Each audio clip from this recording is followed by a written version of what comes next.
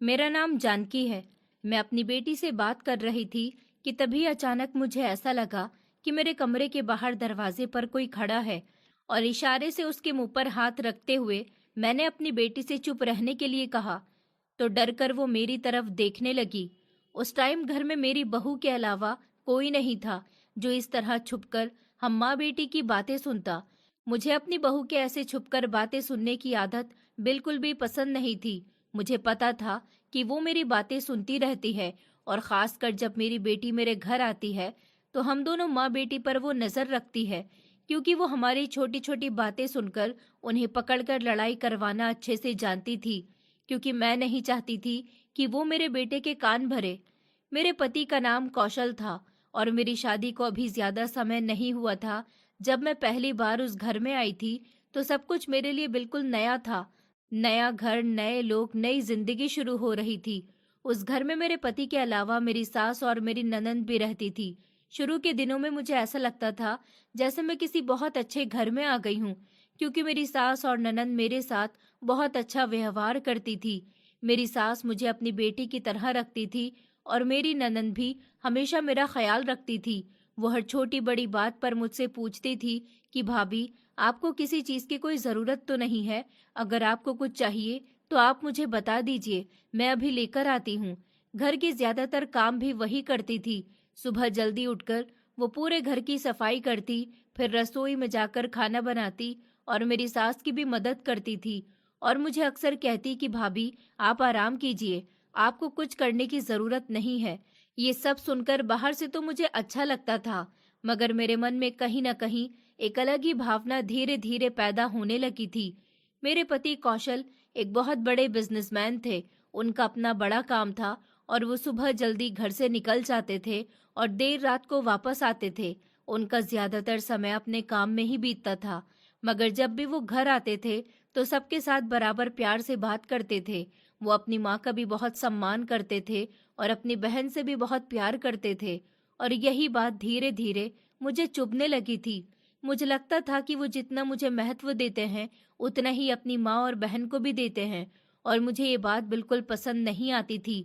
मेरे मन में बार बार यही ख्याल आता था कि शादी के बाद पति को सबसे ज्यादा महत्व अपनी पत्नी को देना चाहिए, मगर कौशल अपनी माँ और बहन का भी उतना ही ध्यान रखते थे। वो जब भी बाजार जाते तो कभी अपनी माँ के लिए कुछ ले आते तो कभी अपनी बहन के लिए, और जब वो मुझे भी कुछ देते तो साथ में उनके लिए भी चीजें लाते थे। ये सब देखकर मेरे मन में धीरे धीरे जलन पैदा होने लगी थी। मैं चाहती थी कि कौशल का सारा ध्यान सिर्फ मुझ पर हो, मगर ऐसा नहीं था।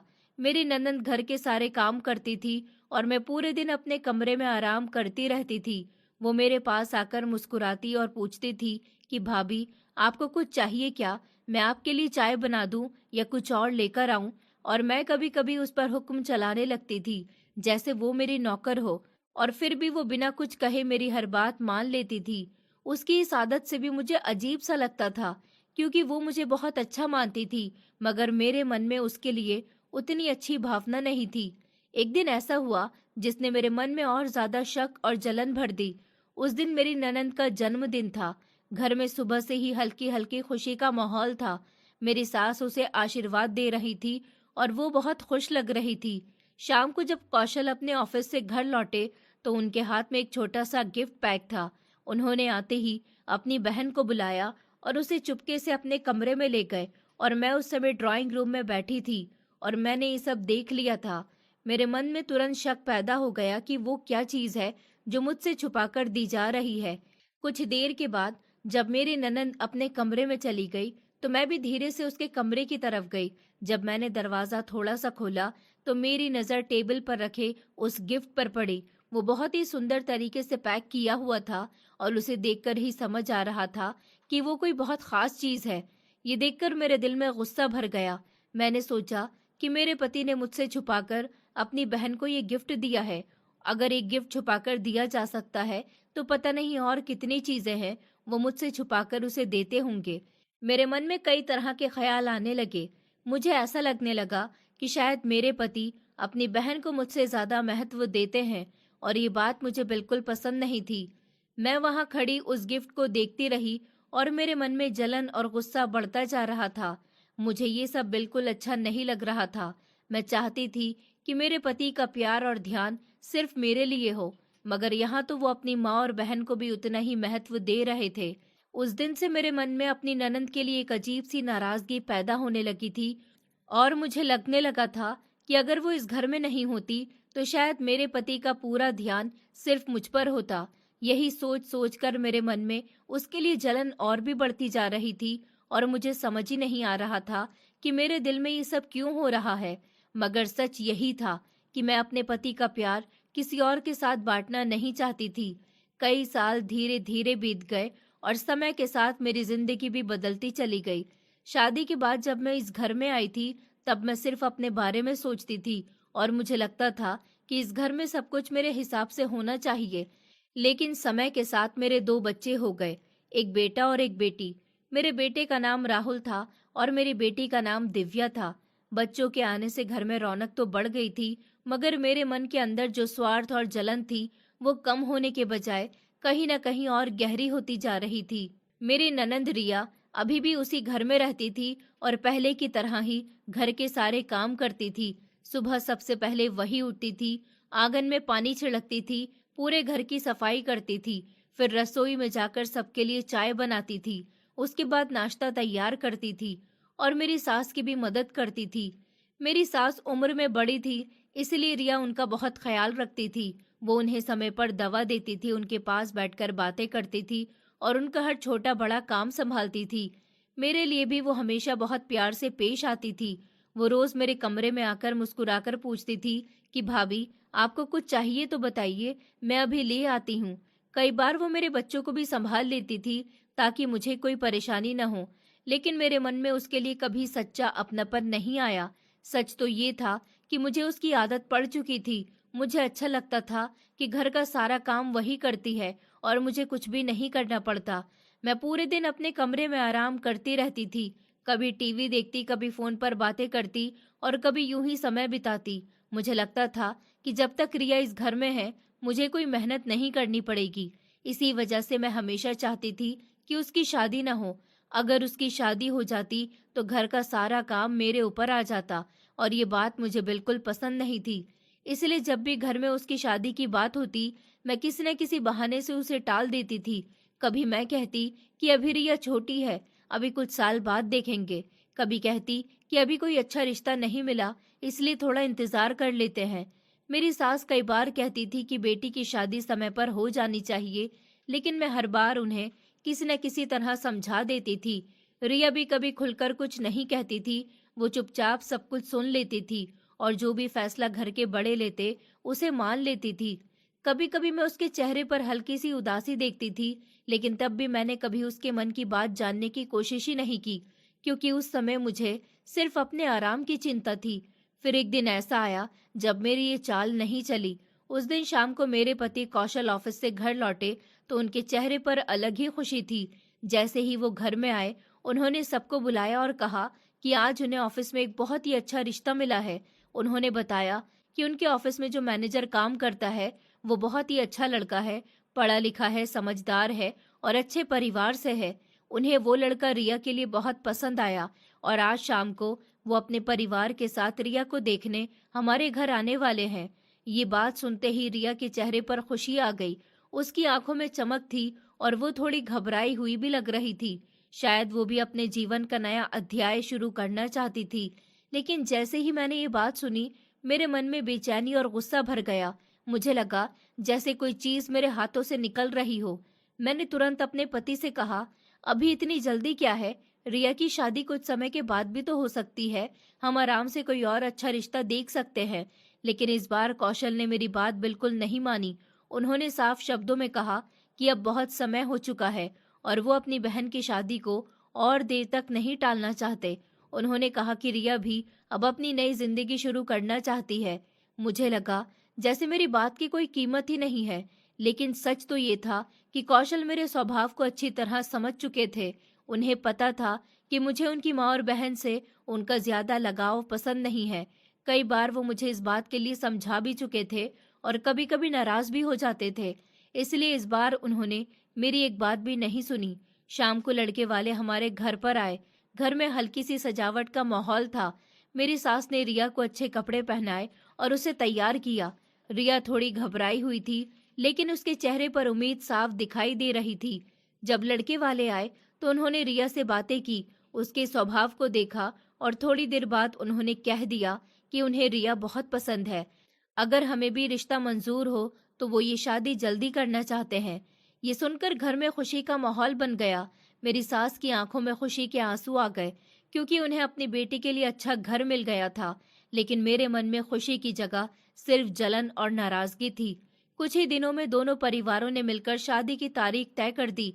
लड़के वालों को भी जल्दी थी, इसलिए सिर्फ 2 महीने बाद शादी रखने का फैसला हुआ। घर में शादी की तैयारियां शुरू हो गईं। रिश्तेदारों का आना जाना शुरू हो गया।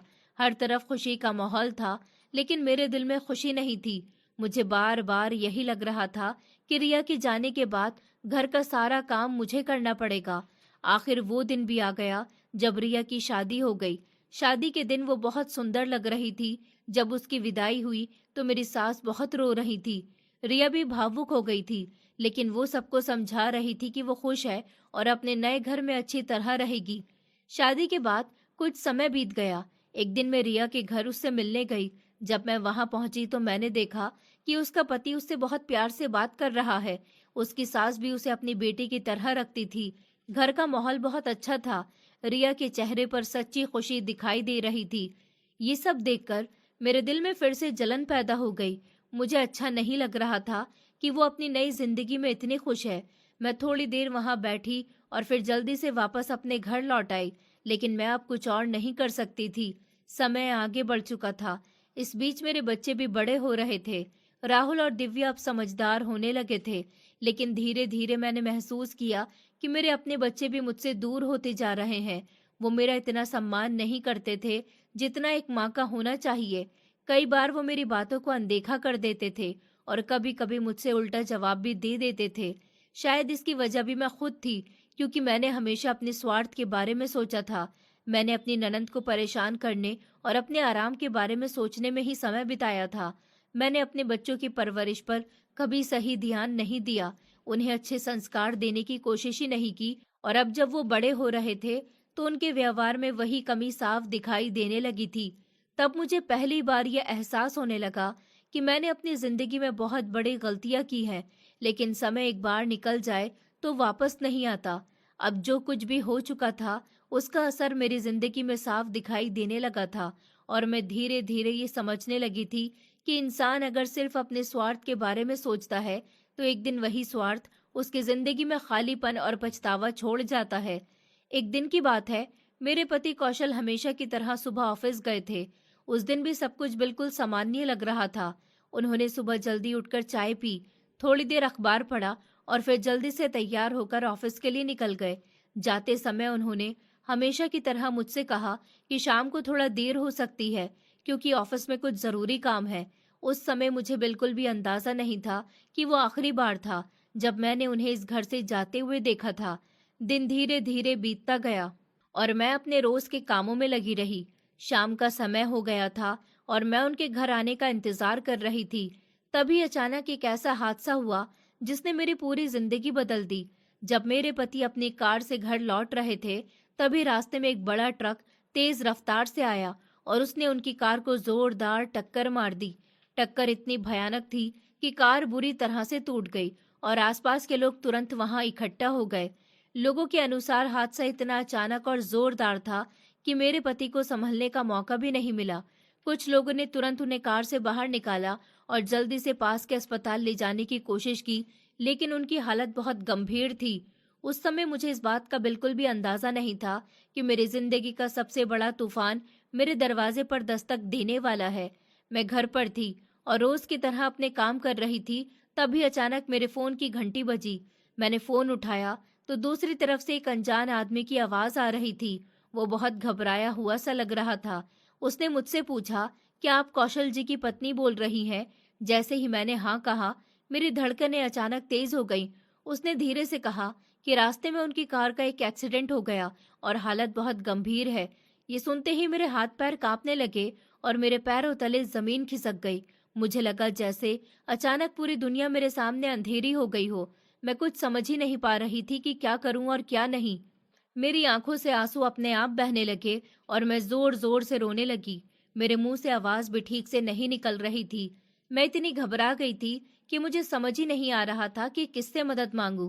तभी मुझे अपने बेटे राहुल का ख्याल आया। वो उस समय अपने दोस्तों के साथ बाहर गया हुआ था।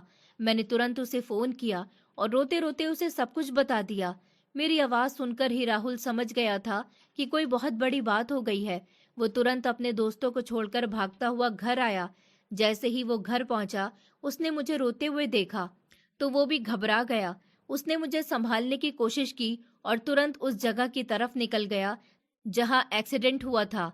जब राहुल वहां पहुंचा तो उसने देखा कि सड़क पर भीड़ लगी हुई है और एक कार पूरी तरह टूट चुकी है।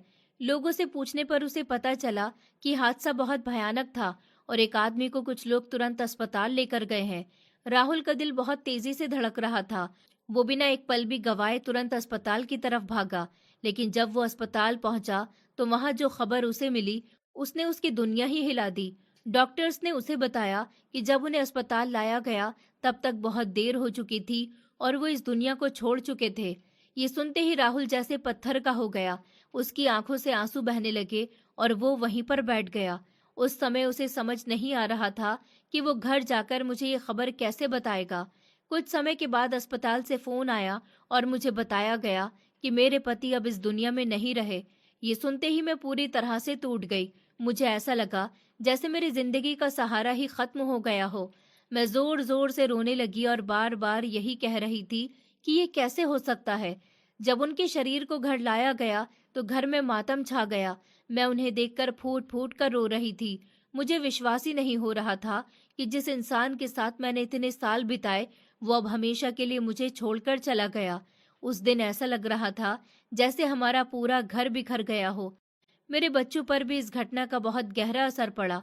मेरा बेटा राहुल अंदर से टूट गया था, लेकिन उसने अपने आंसुओं को छिपाकर खुद को संभालने की कोशिश की, क्योंकि अब घर की सारी जिम्मेदारी उसके कंधों पर आ गई थी। उसने धीरे धीरे अपने पिता का कारोबार संभालना शुरू कर दिया और दिन रात मेहनत करने लगा ताकि घर ठीक से चल सके। लेकिन मेरी बेटी दिव्या का व्यवहार बिल्कुल अलग हो गया था। वो पहले से ही थोड़ी लापरवाह हो चुकी थी, लेकिन पिता की मौत के बाद वो पूरी तरह से बिगड़ गई। उसे घर की किसी बात से कोई मतलब नहीं था। वो देर रात तक दोस्तों के साथ बाहर रहती और अक्सर पार्टियों में जाती थी।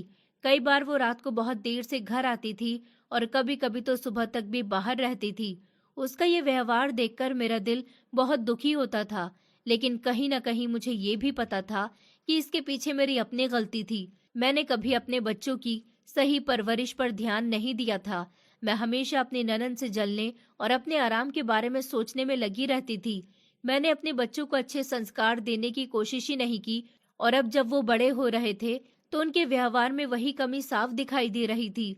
समय धीरे धीरे आगे बढ़ता गया और राहुल ने पूरी जिम्मेदारी अपने ऊपर ले ली। वो दिन रात मेहनत करता था और अपने पिता के कारोबार को संभालने लगा था। एक दिन अचानक वो घर आया और उसके साथ एक लड़की भी थी। उसके चेहरे पर अजीब सा आत्मविश्वास था। राहुल ने मुझे देखकर कहा कि माँ, मुझे आपसे एक जरूरी बात करनी है। फिर उसने उस लड़की का हाथ पकड़ा और कहा, माँ, हम दोनों ने शादी कर ली है।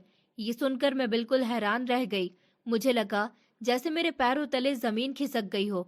मैंने उसे पूछा कि ये क्या कह रहे हो तुम?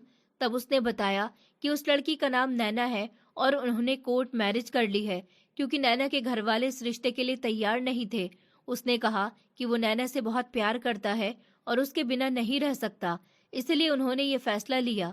मैं ये सब सुनकर पूरी तरह से चुप हो गई। मैंने उससे कहा कि बेटा, इतनी बड़ी बात तुमने मुझसे पूछे बिना कैसे कर ली? लेकिन राहुल ने सख्त आवाज में कहा कि अगर मैंने नैना को इस घर में जगह नहीं दी तो वो भी ये घर छोड़कर चला जाएगा।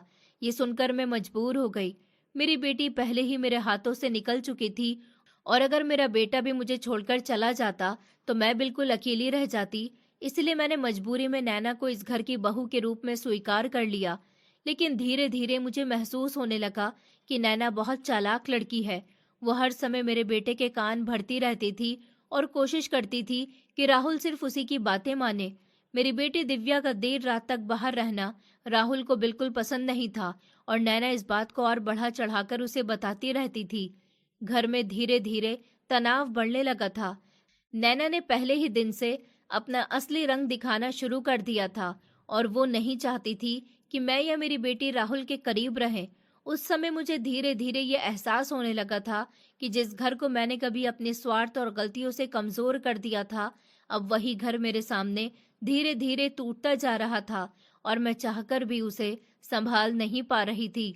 समय धीरे धीरे आगे बढ़ता जा रहा था, लेकिन मेरे जीवन की परेशानियां कम होने के बजाय और बढ़ती ही जा रही थी। मेरे पति के जाने के बाद जैसे घर का माहौल ही बदल गया था। पहले घर में चाहे छोटी मोटी परेशानियां होती थी, लेकिन फिर भी एक अपनापन था, एक सहारा था। और सबसे बड़ी बात ये थी कि मेरे पति हर मुश्किल समय में मेरे साथ खड़े रहते थे। लेकिन अब जब वो इस दुनिया में नहीं थे, तो मुझे हर चीज अकेले ही सहनी पड़ रही थी। मेरा बेटा राहुल अब घर और कारोबार दोनों संभाल रहा था, लेकिन उसकी शादी के बाद घर में एक नया तनाव भी आ गया था। मेरी बहू नैना का बर्ताव धीरे धीरे मेरे साथ बहुत खराब होता जा रहा था। शुरू शुरू में वो सामने से तो मीठा बोलती थी, लेकिन धीरे धीरे उसका असली स्वभाव सामने आने लगा था। वो छोटी छोटी बातों पर मुझे ताने देती थी, कभी मेरे काम में कमी निकालती थी और कई बार तो राहुल के सामने मेरी शिकायत भी कर देती थी। राहुल पहले जैसा नहीं रहा था, वो अब ज्यादातर नैना की ही बातें मानता था। जब भी घर में कोई बात होती, वो बिना पूरी बात समझे मेरी जगह नैना का साथ देता। ये सब देखकर मेरे दिल को बहुत चोट लगती थी, लेकिन मैं चुप रह जाती थी क्योंकि मैं अपने बेटे को अपने से दूर नहीं करना चाहती थी। इसी बीच मेरी बेटी दिव्या भी कॉलेज में पढ़ रही थी। वो पहले से ही थोड़ी जिद्दी स्वभाव की थी और पिता के जाने के बाद तो वो और भी बदल गई। वो अक्सर दोस्तों के साथ बाहर रहती थी, देर रात घर आती थी और कई बार तो घर की किसी बात में उसकी कोई दिलचस्पी ही नहीं होती थी। मैं कई बार उसे समझाने की कोशिश करती थी, लेकिन वो मेरी बात को गंभीरता से नहीं लेती थी। एक दिन की बात है, दोपहर का समय था। दिव्या कॉलेज से वापस आई। उस दिन वो कुछ अलग सी लग रही थी। वो सीधे मेरे कमरे में आई और मेरे पास आकर बैठ गई। उसके चेहरे पर थोड़ी झिझक थी, जैसे वो मुझसे कोई जरूरी बात कहना चाहती हो। मैंने उसे देखा और प्यार से पूछा, क्या बात है बेटी, तुम इतनी चुप क्यों हो? तब उसने धीरे से कहा कि माँ, मुझे आपसे एक जरूरी बात करनी है। मैंने उससे कहा कि हाँ बेटी, बताओ क्या बात है। कुछ पल वो चुप रही, जैसे शब्द ढूंढ रही हो। फिर उसने धीरे धीरे मुझे बताया कि उसके कॉलेज में एक लड़का है और वो उसे बहुत पसंद करती है। उसने कहा कि वो उससे काफी समय से बात कर रही है और अब वो उससे शादी करना चाहती है। ये बात सुनते ही मैं बिल्कुल हैरान रह गई। मुझे बिल्कुल उम्मीद नहीं थी कि मेरी बेटी अचानक ऐसी बात करेगी। मेरे मन में तुरंत डर और चिंता आ गई। मुझे लगा कि कहीं वो भी वही गलती ना कर बैठे जो मेरे बेटे ने की थी। मैंने तुरंत उसे मना कर दिया और कहा कि ये सब ठीक नहीं है। मैंने उसे साफ शब्दों में कहा कि मैं उसकी शादी इस तरह किसी लड़के से नहीं होने दूंगी। मैंने कहा कि उसके भाई ने जो किया वो पहले ही मेरे लिए बहुत बड़ा झटका था और मैं नहीं चाहती कि वो भी बिना सोचे समझे ऐसा कोई फैसला ले। मैंने उसे समझाते हुए कहा कि शादी बहुत बड़ा फैसला होता है और ये सिर्फ पसंद या प्यार से नहीं चलती। मैंने कहा कि मैं उसकी माँ हूँ और मैं चाहती हूँ कि उसकी शादी ऐसे लड़के से हो जो हर तरह से अच्छा हो, जिसका परिवार अच्छा हो और जो उसे जिंदगी भर खुश रख सके। इसलिए मैंने उससे कहा कि उसकी शादी मैं अपनी पसंद के लड़के से करूंगी, जैसे हर माँ चाहती है कि उसकी बेटी का घर अच्छा बसे। लेकिन मेरी ये बात सुनकर दिव्या अचानक गुस्से में खड़ी हो गई। उसके चेहरे पर नाराजगी साफ दिखाई दे रही थी। उसने तेज आवाज में कहा, जब भाई ने अपनी पसंद से शादी की थी और भाभी को घर लेकर आए थे, तब तो आपने उनसे कुछ नहीं कहा, तब आपको कोई परेशानी नहीं हुई। लेकिन आज जब मैं अपनी पसंद से शादी करना चाहती हूँ, तो आप मुझे रोक रही हैं, सिर्फ इसलिए कि मैं आपकी बेटी हूँ। उसकी ये बात सुनकर मैं कुछ पल के लिए बिल्कुल चुप हो गई। मुझे समझ नहीं आ रहा था कि मैं उसे क्या जवाब दूं। उसने आगे कहा, माँ, मैंने कभी नहीं सोचा था कि आप मेरे साथ ऐसा करेंगी।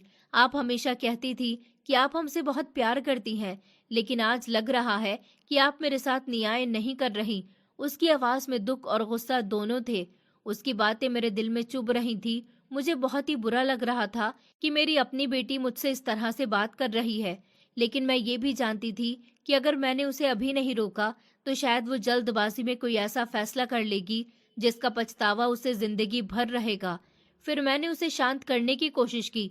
मैंने उससे कहा कि बात सिर्फ पसंद की नहीं है बेटा। मैंने उसे समझाया कि उसका भाई राहुल वैसे ही उसके देर रात घर आने और पार्टियों में जाने से नाराज रहता है। वो पहले से ही उसकी आदतों से खुश नहीं है। अगर अब वो अपनी पसंद से शादी करने की जिद करेगी तो राहुल को ये बात बिल्कुल पसंद नहीं आएगी। हो सकता है कि वो उससे बहुत नाराज हो जाए और दोनों भाई बहन के बीच दूरी और ज्यादा बढ़ जाए। लेकिन मेरी बात सुनकर दिव्या ने बिल्कुल साफ शब्दों में कहा कि माँ, मुझे इन सब बातों से कोई फर्क नहीं पड़ता। जब भाई ने अपनी पसंद से शादी की थी तब उन्होंने भी तो हमारे बारे में नहीं सोचा था। अगर उन्होंने अपनी जिंदगी का फैसला खुद किया तो मैं क्यों नहीं कर सकती। इतना कहकर वो गुस्से में अपने कमरे में चली गई और दरवाजा बंद कर लिया। मैं वहीं बैठी रह गई। मेरा दिल बहुत भारी हो गया था। मुझे समझ नहीं आ रहा था कि मैं क्या करूं और क्या नहीं। एक तरफ मेरा बेटा था जो वो अपनी पत्नी के कहने पर चलता था और दूसरी तरफ मेरी बेटी थी जो मेरी बातें सुनने को तैयार नहीं थी। उस दिन मैं अपने कमरे में बहुत देर तक बैठी सोचती रही। मेरे मन में बार बार यही ख्याल आ रहा था कि अगर मैंने अपने बच्चों की परवरिश पर सही समय पर ध्यान दिया होता, अगर मैंने उन्हें सही रास्ता दिखाया होता तो शायद आज हालात ऐसे नहीं होते। मुझे अपने बीते हुए दिन याद आने लगे। मुझे लगा कि मैंने अपने जीवन का बहुत सारा समय गलत बातों में बर्बाद कर दिया। मैं हमेशा अपनी नंद से जलती रही, अपने आराम के बारे में सोचती रही और घर की छोटी छोटी बातों में उलझी रही। मैंने कभी ये भी नहीं सोचा कि मेरे बच्चे बड़े हो रहे हैं और उन्हें मेरी जरूरत है। उन्हें सही और गलत का फर्क समझाने की जरूरत है। आज जब मैं उन्हें देखती थी तो मुझे लगता था कि कहीं ना कहीं उनकी गलतियों के पीछे मेरी ही गलती है।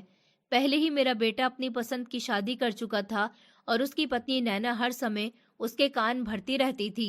वो अक्सर राहुल को मेरे और दिव्या के खिलाफ भड़काती रहती थी। कई बार मैं देखती थी कि राहुल हमसे बिना वजह नाराज हो जाता था। शायद वो नैना की बातों से प्रभावित हो चुका था। वैसे ही इस घर में मेरा जीना पहले से ही मुश्किल हो गया था और अब मेरी बेटी भी इस तरह की बातें करने लगी थी। उस दिन मैं बहुत देर तक सोचती रही। मेरे मन में डर था कि कहीं मेरी बेटी भी जल्दबाजी में कोई ऐसा कदम न उठा ले जिससे उसकी जिंदगी मुश्किल हो जाए। लेकिन साथ ही मुझे ये भी समझ नहीं आ रहा था कि मैं उसे कैसे समझाऊं, कैसे रोकूं और कैसे अपने परिवार को टूटने से बचाऊं। उस समय मुझे अपनी जिंदगी बहुत भारी लग रही थी और मैं बस यही सोच रही थी कि आखिर मैंने ऐसी कौन सी गलतियां की थी जिनकी सजा आज मुझे इस तरह मिल रही है। समय धीरे धीरे आगे बढ़ता जा रहा था, लेकिन मेरे दिल के अंदर जो चिंता और घबराहट थी वो हर दिन बढ़ती ही जा रही थी। मेरा बेटा राहुल अब कारोबार संभाल रहा था और दिन रात काम में लगा रहता था, लेकिन उसकी शादी के बाद घर में एक नया तनाव भी आ गया था। मेरी बहू नैना का व्यवहार मेरे साथ धीरे धीरे और खराब होता जा रहा था। शुरू में वो सामने से मीठा बोलती थी, लेकिन समय के साथ उसका असली स्वभाव सामने आने लगा था। वो छोटी छोटी बातों पर मुझे ताने देती थी, कभी मेरे काम में कमी निकालती थी और कई बार राहुल के सामने मेरी शिकायत भी कर देती थी। राहुल पहले जैसा नहीं रहा था। अब वो ज्यादातर अपनी पत्नी की बातों पर ही भरोसा करता था। जब भी घर में कोई बात होती तो वो पूरी सच्चाई जाने बिना ही मेरी जगह नैना की तरफ खड़ा हो जाता था। ये सब देखकर मेरे दिल को बहुत दुख होता था, लेकिन मैं चुप रह जाती थी। एक दिन सुबह का समय था। घर में हल्की हल्की रोशनी फैल रही थी। मैं रोज की तरह जल्दी उठ गई थी और रसोई में चाय बना रही थी। तभी मैंने देखा कि दिव्या भी उस दिन बहुत जल्दी उठ गई थी। वो जल्दी जल्दी तैयार हो रही थी। आम तौर पर वो इतनी सुबह कभी तैयार नहीं होती थी, इसलिए मुझे थोड़ा अजीब लगा। मैं उसके पास गई और उससे पूछा कि बेटी, आज तुम इतनी सुबह और इतनी जल्दी में कहाँ जा रही हो? उसने जल्दी जल्दी अपना बैग उठाते हुए कहा, माँ, आज मेरा कॉलेज में एक बहुत जरूरी टेस्ट है, इसलिए मुझे जल्दी जाना है। हो सकता है आज मुझे आने में थोड़ी देर हो जाए। मैंने उसे कहा कि ठीक है बेटी, ध्यान से जाना, अपना ख्याल रखना और अगर देर हो जाए तो मुझे फोन कर देना। उसने जल्दी से सर हिलाया और घर से बाहर चली गई।